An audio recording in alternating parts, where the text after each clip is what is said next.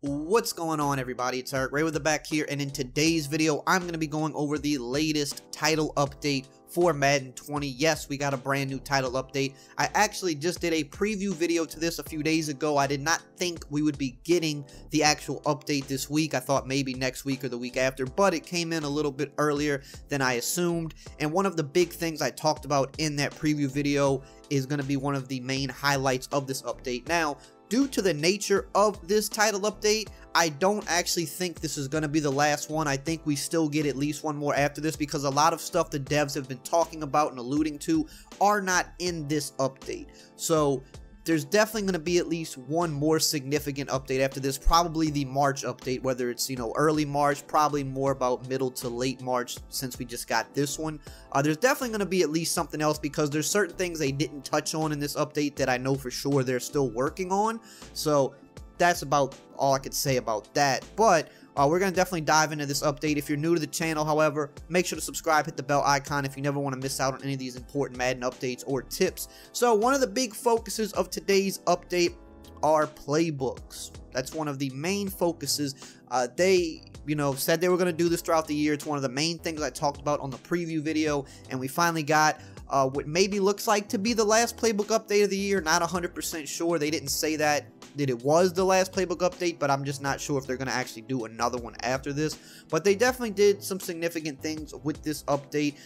They did fix an issue with franchise mode as well, and they made, I think, a gameplay change or two. So we're going to talk about all that. And at the end of the video, I'm actually going to dive into some of the specific playbook changes, like actually show you the plays in action in the game after talking about it. So definitely stick around to the end so that you can see that. So let's get into first off with franchise mode. We'll talk about that because it's one of the first things they have listed here in the notes.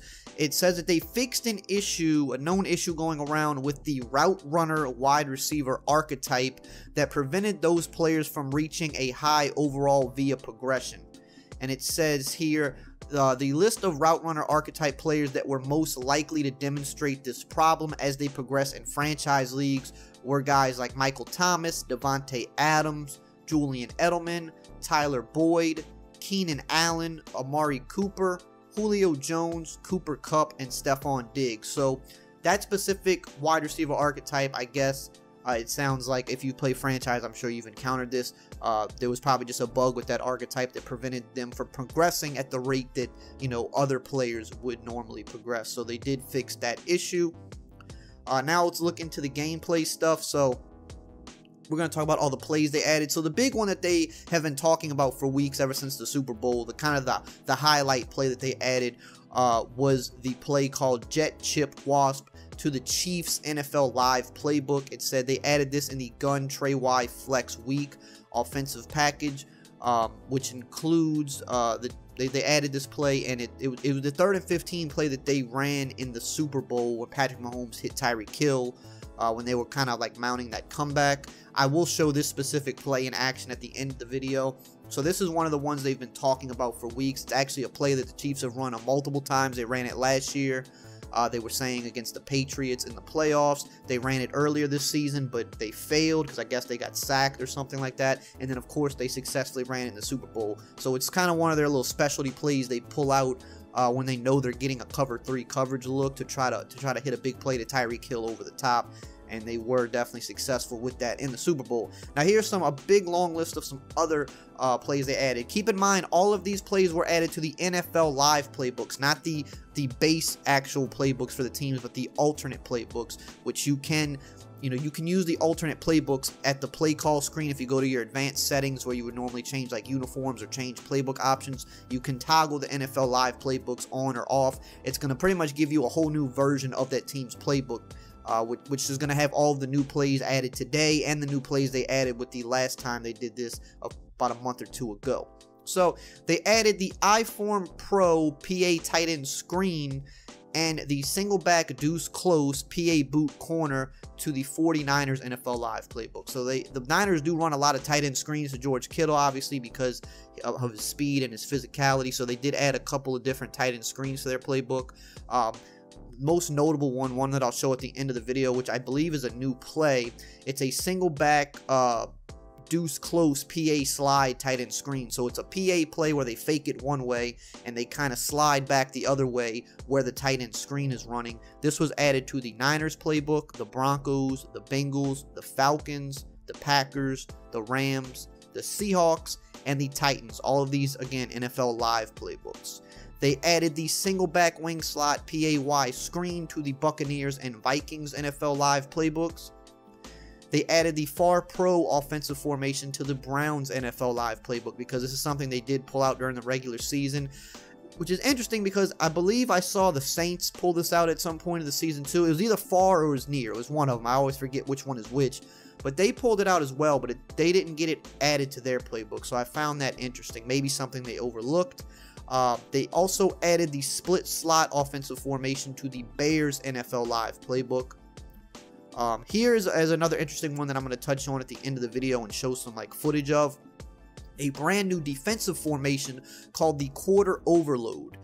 This was added to the Buccaneers, the Cardinals, the Ravens, and the Titans NFL Live playbook. This is definitely a pretty exotic quarter type of look, something that I think a lot of people might experiment with. They added another defensive formation called the dime rush to the Eagles, Jaguars, and Redskins NFL Live playbooks. Now, upon looking at this, to me, I didn't really notice a difference that jumped out at me. It looked like a regular dime formation to me. Maybe I just missed something, but nothing really stood out as different. I don't know exactly what the difference is, but there is a new dime formation in those three playbooks. They also added the 4-3 even 6-1 defensive formation to the Broncos and Seahawks playbooks. I believe this was already in the game, but they just added it to those playbooks. And they also fixed an issue causing zone swapping with the 4-6 Cub Tampa 2. The 4-6 Cub was a new formation added when they did the last playbook update a while back. Like I said, a month or two ago maybe. There was a bug with that one that they did fix. So they also did another little thing with these playbooks. So for the actual NFL Live playbooks, they actually updated the play call AI to reflect the run-pass ratios for all teams based on the 2019 NFL season data. So this, when you're playing against the computer, basically, whether it's play now or even in franchise mode, if you're using NFL Live playbooks for the teams, because if you're in franchise and you toggle your NFL Live playbooks on, it's going to be on for you and also the CPU opponent. The CPU AI now will call their runs and their pass, based on how often they call run and pass in this, real life in the past season. So you should see the team's play calling be a little bit more realistic to the type of calls that they would use in real life, which I think is a pretty cool thing. And I know franchise guys definitely like, that layer of realism there. So that's actually pretty good. Here's another note they added. They said, as a reminder, the NFL Live playbooks can be found by toggling them on in the team select settings screen via the settings menu on the main menu. In franchise, these alternate playbooks can be toggled on for both users and AI teams. So we really already covered that. So we'll just keep scrolling here. So it looks like they actually have one actual gameplay fix. The playbooks technically count as gameplay, but they did one gameplay fix. They fixed basically the QB draw glitch. If you've seen this, it's pretty annoying. It's an issue where you could allow the QB to abort a handoff animation when flipping specific plays in a formation. So if you had if you audible to a specific type of reverse or a halfback draw, sometimes you could flip the run a certain way and it would cancel the quarterback's handoff animation to where he could literally just hike the ball and just sprint, either forward or sideways. It's something we saw a few guys pull out in tournament play. So they have fixed that. There are no more QB draw glitches in the game, at least that we know of after this update. Okay, so here is the Jet Chip Wasp in practice mode. So this is really built to destroy Cover 3. It's built to destroy the rules of Cover 3. Now, your goal is you want to hit Tyreek Hill, but it's a long developing play. So if you're trying to go for the big play, I'd recommend blocking the running back to get some time. And as you can see here, this absolutely can destroy Cover 3 and be a one-play touchdown because of how it takes advantage of the Cover 3 rules. Because what you can see here on the replay is this cornerback has to respect this deep dig route. Because if you look at Tyreek Hill, He's running a very, very long post corner route, not a typical style of a post corner. So watch how long he actually runs inside. So the defense thinks naturally he's running a post. That's why this play works in real life as well. So then it puts this cornerback in a no-win situation. He bites down on the dig, and then Tyreek Hill gets over top. Now, if you want to have some safety on the play, you can leave the running back on his delay in case you need to check down because it is such a long developing play. Now here is that PA tight end screen I was telling you about. It's in the Niners playbook. It's in a few other playbooks that we listed. And you can see you fake it one way. You could throw the screen back the other way. And when you have a fast tight end like a George Kittle, you can see you can get some big playability out of this from time to time. Now here is the quarter overload here at the play call screen. This was added, like I said, to the Ravens playbooks and a few others that we just discussed. And you can see what this gives me is kind of like a big dime 1-4-6 type of vibe, because you can see everybody like along that line of scrimmage there. And I know a lot of people don't like that formation because of how ridiculous the pressure is out of it this year.